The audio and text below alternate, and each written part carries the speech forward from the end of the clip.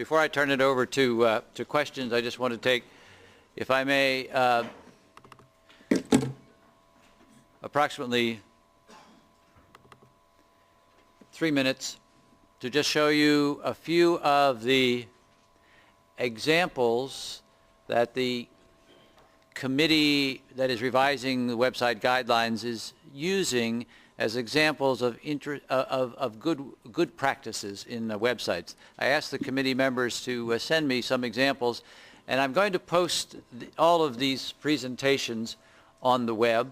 But I'm not going to go through this entire presentation, but just to show you the kind of thing that we are looking at, particularly with the idea that if you make comments on the proposed guidelines for websites, you might send us some examples of what you consider to be good examples of particular practices yourself.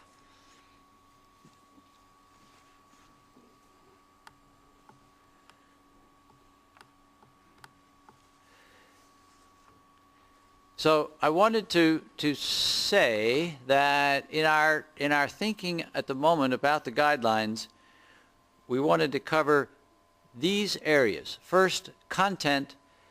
The IPU guidelines give good focus to general information. We want to highlight the legislative and oversight activities of parliaments as well. With regard to tools, it's become clear that there need to be more guidelines with respect to dialogue with citizens. With regard to access, particularly improving access for those with disabilities. I'll show you some examples of websites that where you can listen to the text or you can enlarge the text. And then finally, usability, where people do testing with users before they actually introduce changes to the website.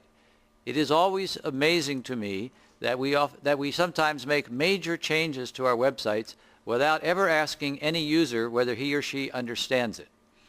That's a common practice among many parliaments. We are all often guilty of that characteristic. And then finally, some issues related to management of websites which are important. I'm just going to give you a flavor of some of these that I think the committee found rather interesting. Bear with me as I skip around just a bit. I promise not to show you. I'll show you just a few of these.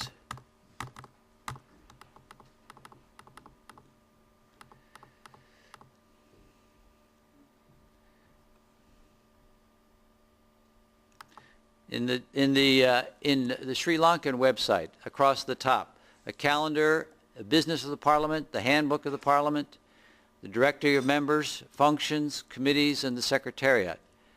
In this circle, you see an area where members can sign on for private communication. It seems to be an increasing way to serve the interests of members. And then some more information about the budget.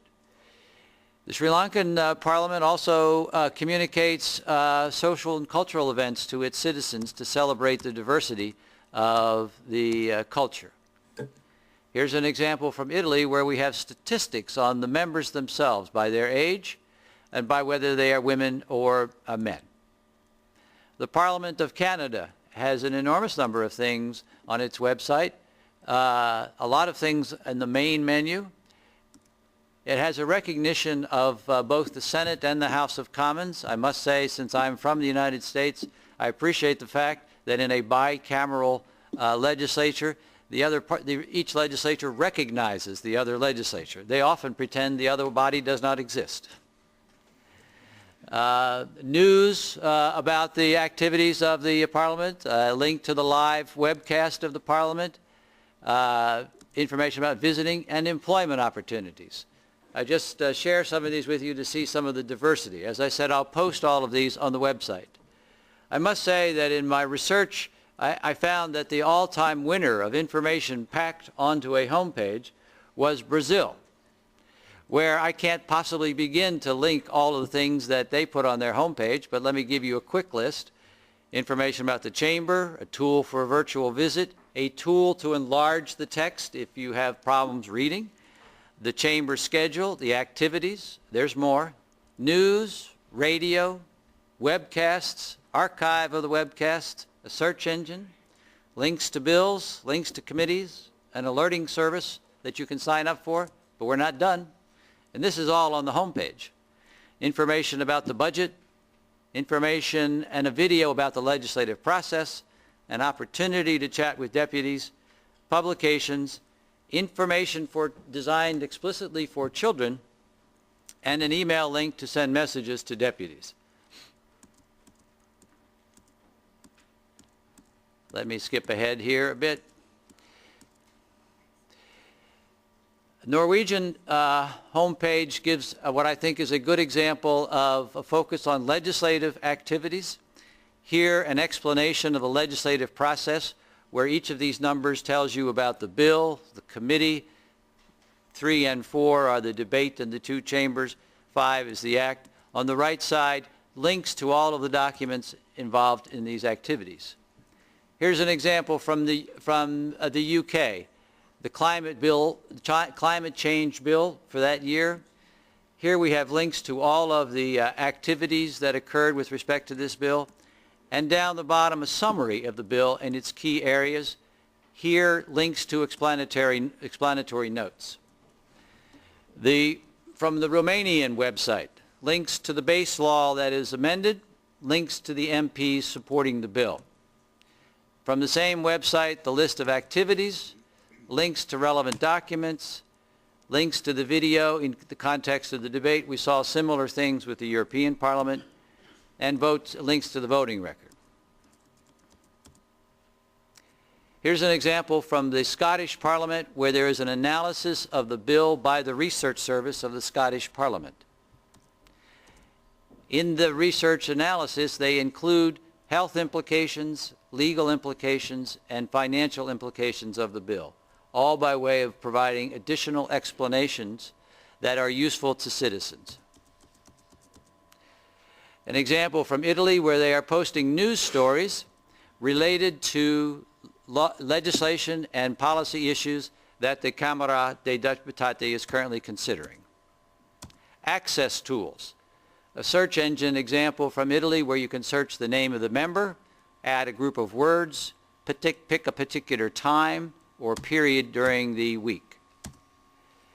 We know that there is a great deal of work being done in video these days. Another example from Romania, links to video of the debate in different formats. From Norway, on the right side, a link to the webcast and a link to the archive of the webcast. The European Parliament, we saw at noon today, certainly a very active and very current. Here's our own conference going on, and they're broadcasting pieces of this live. I want you to all smile for the cameras now. Again, from the UK, how to subscribe to email alerts from bills. You click on this link. Interactivity tools with citizens. This is an area of needing great deal of research. Scotland was a leader in public petitions. Notice down here, you can get these explanations in at least 7 languages. I didn't know they spoke 7 languages in Scotland, but apparently they need to do that many.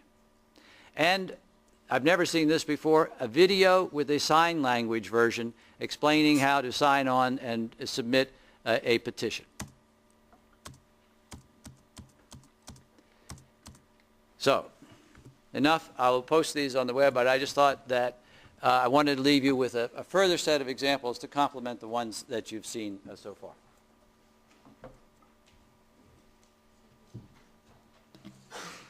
Well, you've been a very patient audience listening to us. Let us hear your questions to any members of the panel about their websites or their thinking about how to design an effective website. Let us know what's on your mind, please.